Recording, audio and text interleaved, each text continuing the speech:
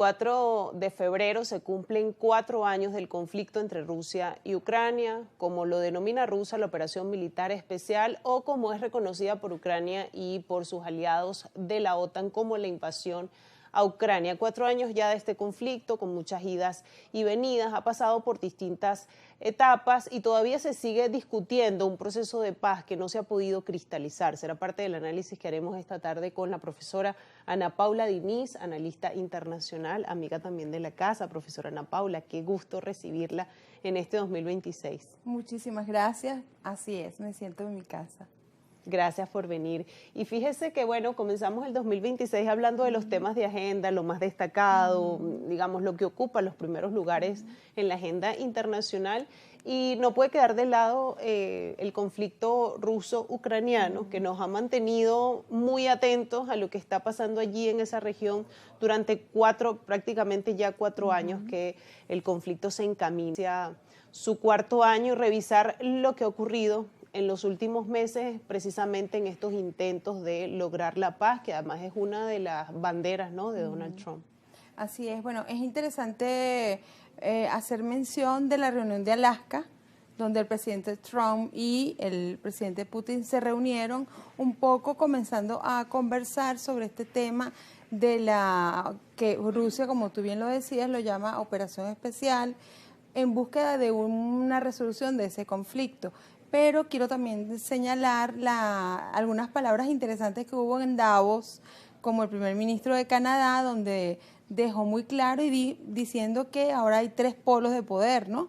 Que todos debemos entender que está cambiando el mundo y tenemos estos 3 polos, Estados Unidos, China y Rusia. Yo creo que además en esa misma reunión se nombró una Junta de Paz fue una propuesta del presidente Trump, la preside por supuesto el presidente Trump, hay algunos países invitados, pero hay unos 20 puntos que el presidente declaró en una rueda de prensa, van a ser divididos en 4, pero bueno, todavía no hemos llegado a una paz total, no ha habido un cese del conflicto, todavía siguen habiendo ataques de Kiev y siguen habiendo ataques de alguna manera de Rusia. Entonces yo creo que es bien interesante si Trump en su campaña habló de que iba a ser un presidente de la paz, bueno, que efectivamente este es uno de los conflictos de mayor data y que debe ser resuelto.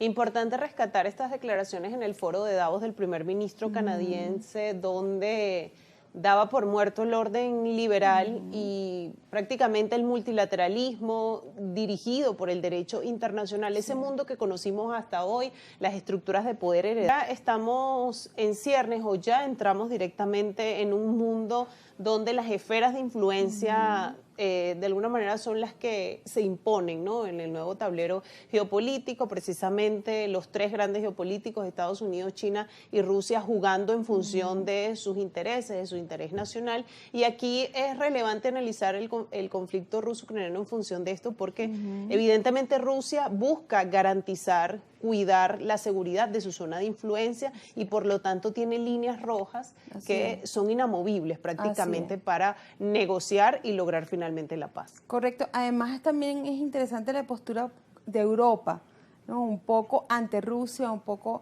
lo que está pasando con la OTAN. Por eso yo siempre he dicho en los programas que estamos en una era tan importante de la historia donde lo que se había logrado después de esos 80 años de normas internacionales, ahora realmente creo que todos los dirigentes mundiales debe repensarse la OTAN, las Naciones Unidas y todo esto, porque pareciera que primero la fuerza y después la negociación. Yo creo que hay un cambio histórico y por eso sobre este tema es importante conversarlo, porque ya pudiéramos decir que están obsoletas todas estas, y tiró a la borda, de alguna manera se ha tirado a la borda, y creo que es un planteamiento que hay que hacerlo y enfrentarlo con seriedad y hacerlo porque estamos en un nuevo orden mundial, en unas nuevas normas internacionales, y además cualquiera de estas potencias tiene que darse cuenta de cuál va a ser su postura,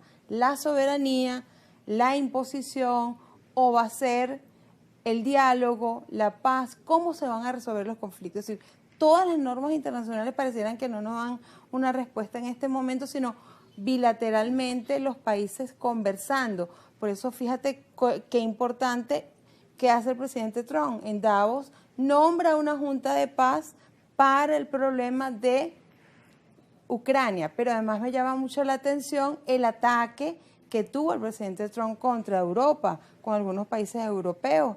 Entonces la Unión Europea también debe ser revisada. Yo creo que tiene, incluso con lo que pasó ayer, con que ganó el presidente en Portugal, hay que hacer una revisión de la Unión Europea, porque la OTAN, ¿de quién depende financieramente? La solicitud que le hace Trump, por ejemplo, a los países europeos de subir el monto de gastos en la compra de su propio armamento. Entonces, estamos realmente en una situación sui generis, particular, única, donde de alguna manera incluso las normas, el momento histórico que duraron 80 años prácticamente después del Mundial, yo creo que en este momento hay que plantear nuevos organismos o una redefinición de esos organismos internacionales.